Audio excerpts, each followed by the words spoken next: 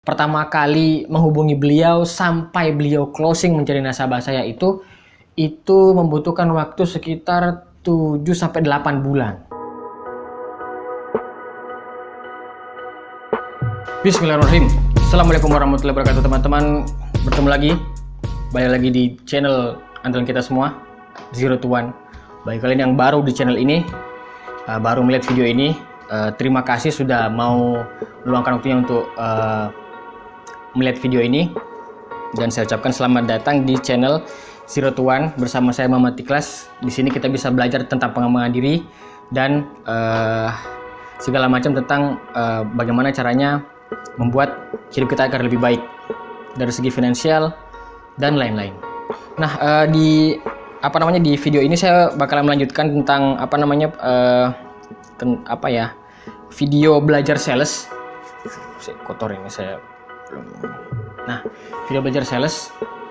Jadi di video yang lalu saya sudah menjelaskan tentang prinsip-prinsip dasar kalau kita mau berjualan kayak gimana, namanya funneling ya. Mungkin kalian sudah beberapa orang banyak yang sudah tahu tentang apa itu funneling, bagaimana caranya melakukannya dan lain-lain. Nah, di sini saya mau di episode ini saya bakalan menjabarkan sebenarnya apa yang membuat orang ya mau membeli barang kita. Sama seperti ketika dulu saya masih bekerja di Pialang, kenapa orang-orang mau untuk menjadi nasabah saya pada saat itu. Sebenarnya mereka mau membeli barang kita, mereka setuju dengan penawaran kita, dan mereka mau mengambilnya itu karena mereka percaya. Yang harus kita pahamin ya,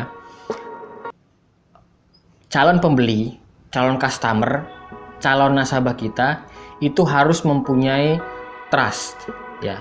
Trust kepada siapa? Kepada kita sebagai penjual, kita sebagai pemilik produk. Lalu dia harus mempunyai trust kepada produk itu sendiri. Nah, saya dulu mempelajari bagaimana caranya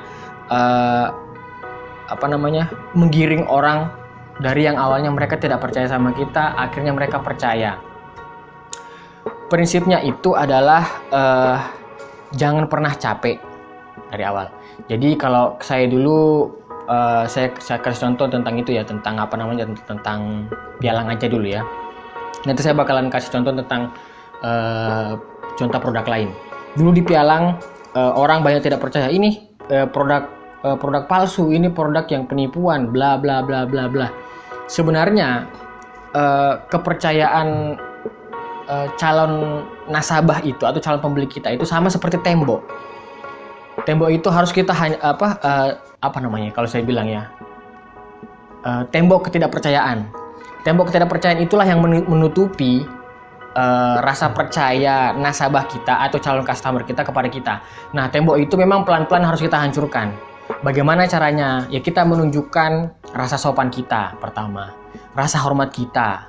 Dan itu tidak bisa dilakukan langsung dalam satu hari, tidak. Tapi itu dilakukan secara bertahap dan secara terus-menerus dan konsisten. Itu yang awalnya saya lakukan. Jadi dari awal kayak saya mengirim berita-berita tentang kenaikan harga emas. Dulu kebetulan saya dulu bekerja di Pialang dan produknya itu adalah harga emas berjangka.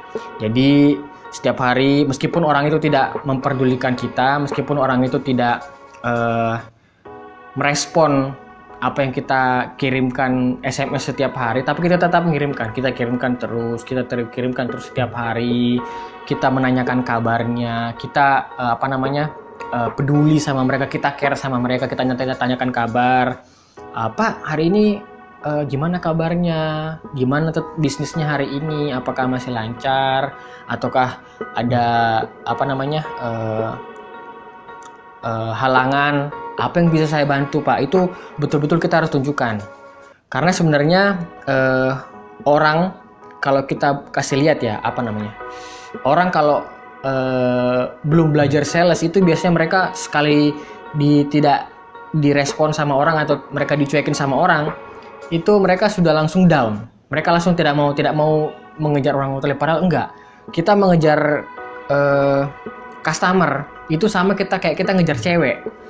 Ya, saya dulu sama istri saya dulu juga saya ngejarnya lama, jadi akhirnya ya jadi istri juga akhirnya. Jadi sama sebenarnya seperti kita ngejar calon pasangan. Itu tidak bisa langsung prosesnya instan, enggak. Tapi dilakukan secara terus-menerus, menunjukkan bagaimana caranya kita mencari perhatiannya mereka, lalu bagaimana menimbulkan rasa percaya mereka kepada diri kita. Sama seperti kalau kalian punya produk. Sebagai contoh, saya punya produk madu. Ini sekarang bisnis yang saya geluti. Saya berjualan madu. Awalnya mungkin kalau saya langsung melakukan funneling ya. Funneling, saya mengirimkan broadcast kepada banyak orang tentang produk madu saya, bla bla bla. Meskipun saya dalam caption yang saya broadcast, yang saya kirimkan ke banyak orang itu mungkin saya memberikan banyak insight atau pengetahuan tentang manfaat madu dan lain-lain bla bla bla bla. Itu sebenarnya tidak bisa langsung hari itu juga mereka langsung percaya, enggak. Nah, itu saya tunjukkan dengan berbagai macam cara, seperti saya bermain di sosial media juga.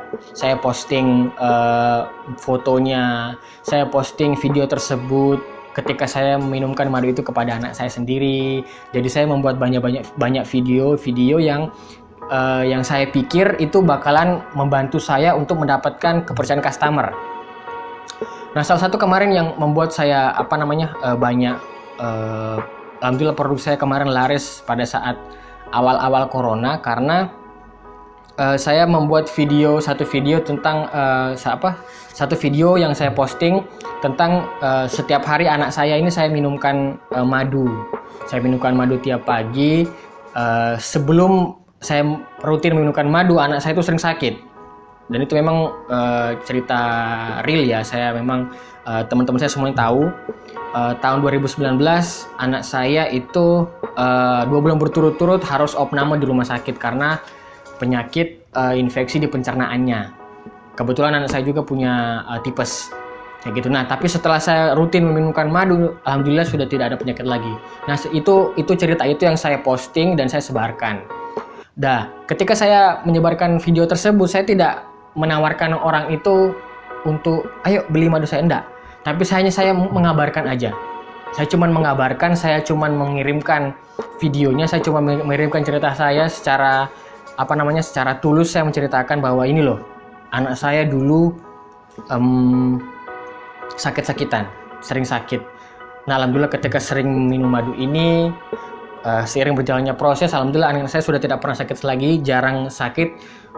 Meskipun sakit pun itu kemarin sakitnya cuman nggak berat-berat banget, palingnya cuman flu aja, itu pun cuman meler-meler, nggak sampai panas. Nah, kayak gitu. Jadi saya harapkan teman-teman yang masih baru saja belajar berjualan, baru saja merintis produknya mereka, jika kalian ditolak orang baru sekali, jangan patah semangat, jangan tiba-tiba langsung down dan memutuskan saya berhenti. Tidak. Jangan seperti itu, karena memang prosesnya seperti itu. Kita tidak bisa langsung kita tidak bisa langsung menghancurkan tembok ketidakpercayaannya orang itu tadi. Memang itu tembok ketidakpercayaan itu harus kita hancurkan secara perlahan-lahan. Dan ketika kita sering berkomunikasi dengan calon customer kita, mereka melihat kita ramah, ketika mereka butuh bantuan, ada pertanyaan, kita langsung menjawab secara fast respon, kita respon secara cepat, kita ngomongnya dengan ramah, baik kepada mereka butuh bantuan, kita bantu, itu otomatis akan menimbulkan rasa percaya itu sedikit demi sedikit. Ketika rasa percaya itu sudah bulat atau rasa percaya itu sudah full, itu kita mau jual produk apapun itu pasti mereka bakalan beli, kayak gitu. Jadi saya sangat mempercayai proses karena saya dulu memang menjalaninya dan alhamdulillah berhasil. Saya dulu ingat ada satu nasabah saya ketika saya masih di Pialang itu, saya mengejar, kita mengejar ya. Total durasi saya pertama kali menghubungi beliau sampai beliau closing menjadi nasabah saya itu membutuhkan waktu sekitar 7-8 bulan. Bayangkan. Itu 7-8 bulan. Saya setiap hari mengirimkan beliau SMS. Sampai bosen mungkin beliau, tapi saya tetap kirimkan. Saya nanyakan kabar setiap akhir minggu atau weekend. Saya tanya kabar, saya ucapkan selamat weekend ya Pak, semoga Bapak sehat-sehat selalu. Itu mungkin di depan mata orang, di depan orang banyak mungkin terlihat lebay ya, cuma sebenarnya nasabah itu menurut mereka itu nggak lebay, tapi nasabah menyukai itu. Setiap orang, setiap manusia ya, kalian harus tanamkan di pikiran kalian, itu menyukai perhatian. Setiap manusia, siapapun orangnya, itu menyukai perhatian. Meskipun kita mengirimkan sebuah pesan yang perhatian kepada mereka, meskipun mereka tidak membalas, mereka tidak baca, itu tidak membaca. Mereka cuma hanya membaca dan tidak membalasnya, tidak merespon. Itu otomatis pasti masuk kok ke pikirannya mereka. Dan ketika kita mengirimkan pesan tersebut, otomatis bakalan mereka percaya. Mereka pasti luluh kok dengan proses. Sama seperti ketika sebuah batu yang keras akan hancur juga ketika terkena tetesan air secara terus-menerus dalam waktu yang lama. Mungkin seperti itu kok prosesnya. Dan seperti itu juga kita harus cara kita harus berpikir. Jadi segitu dulu dari saya, teman-teman. Jangan pernah patah semangat. Ditolak orang sekali tidak masalah, karena itu proses sebenarnya. Bahkan banyak yang pernah menolak produk madu saya juga, akhirnya mereka beli kok, dan mereka jadi langganan tetap saya. Hampir setiap minggu mereka order untuk mereka dan anak-anak dan keluarganya. Bahkan mereka juga ada yang menjadi reseller sekarang. Kayak gitu. Jadi tidak perlu takut ketika ditolak orang, karena sebenarnya ditolak pertama kali itu kesan pertamanya di situ. Oke, ditolak. Nanti beberapa waktu lagi kita mau hubungi lagi, bla bla bla bla. Pasti mereka bakalan nolak lagi.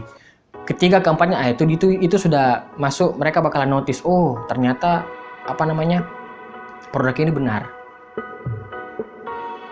Oh, orang ini saya harus percayai. Kayak gitu. Sekian dari saya video kali ini.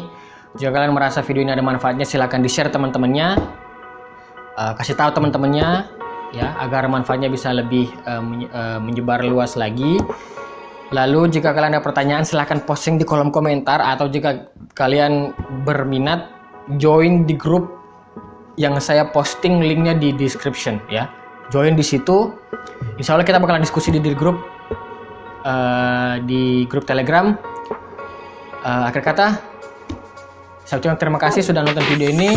Assalamualaikum warahmatullahi wabarakatuh.